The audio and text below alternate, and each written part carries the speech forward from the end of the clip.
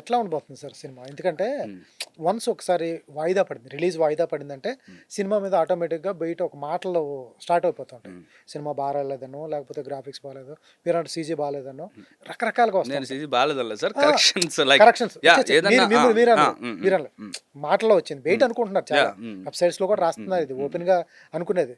Late అవుతున్నప్పటికి రకరకాల మాటలు వస్తూ ఉంటాయి. ఇవన్నిటి దాటుకుని వెళ్ళాలంటే సినిమా, ఆ సినిమా కొంత నెగిటివ్ స్టాక్ స్ప్రెడ్ అవుతూ ఉంటుంది.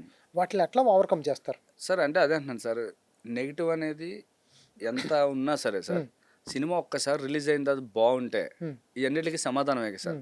ఆ సమాధానం మా దగ్గర ఉందని మేము నమ్ముతున్నాం, డైరెక్టర్ కానీ ప్రొడ్యూసర్ కానీ. సో ఫుల్ బలంగా నమ్ముతున్నారు సినిమా అంత బాగా వచ్చింది. ఓకే, ఇప్పుడు ఇలాంటి ఒక నెగిటివ్ వచ్చిందని సరి చేసుకోవడానికి కూడా టైం దొరికినట్టని మేము ఫీల్ అవుతున్నాం, యాజ్ డైరెక్టర్ కానీ అందరూ అదే ఫీల్ అవుతున్నారని నేను అనుకుంటున్నా. ఓకే. సో ఏదైతే ఉన్నాయో ఓకే, బయట ఇలా ఆలోచిస్తున్నారా లేదంటే ఇలా అనుకుంటున్నారా, చేతిలో ఉంది కదా. ఒకసారి రిలీజ్ అయితే దాన్ని కరెక్ట్ చేయడం కష్టం, ఉన్నప్పుడే చేసుకోవడం తప్పేంటి, అలా అలానే నేను అనుకుంటున్నాను.